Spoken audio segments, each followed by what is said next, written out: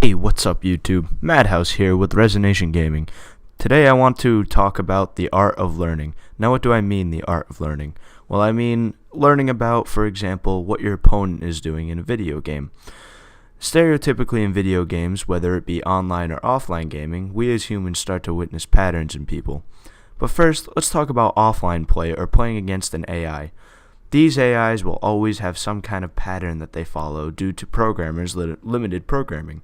I mean, come on, programmers can't program every single detail that humans can go through, all of our flaws and weaknesses and all that. However, they always have to program some kind of pattern that they have to follow. A big name for this is Pac-Man. Now, each ghost has its own program. The red ghost will, always go after the Pac-Man or something like that. I don't know the personal programming of it. However, we all know that it does have a program. But when it comes to online video games, going against other people in the world, we all know that it's a bit tough to witness patterns.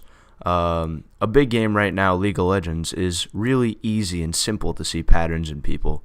Let's say, for example, you're in the top lane and you have a lane opponent who is really passive. He's kind of sitting back, kind of waiting for his moment to strike.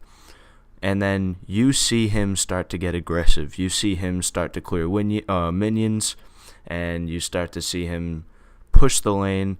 And that's kind of a key to see that he's going to attack or he has a gank coming. And this is the major problem when it comes to laning. People can't witness patterns. Once you witness patterns, you'll be able to see, oh, hey, I need to back up. This guy's playing really aggressive and he usually isn't. Or on the other hand, if he's playing aggressively and he starts to play passively and he's letting the lane push, then that means he's waiting for a gank and you may get ganked.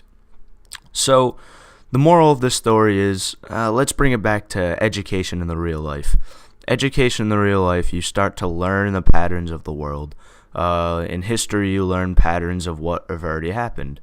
In mathematics, you learn mathematical patterns. Everything has to do with learning about something. Learning is our key tool to getting into this world that we call Earth. Whether it be learning a new language to talk to somebody from a different country, whether it be learning a new way to program a computer and making it faster and better than the rest, making you a lot of money, and in turn making your life better. We have to find out, what we want to learn. I know personally I'm going into computer sciences and I want to learn how to program video games. It's always been a goal of mine to work with video games in my life. However, I'm finally seeing this come into fruition because I'm starting to learn about programming and how tough it is. So whether you're going to play a video game or you're going to go to MIT to learn about surgery, you have to learn, and that's a big part of life. Even aside from schooling can teach you certain things, but street smarts can teach you about, common sense things. It's not all in school that you're going to quote-unquote learn and get a quote-unquote education.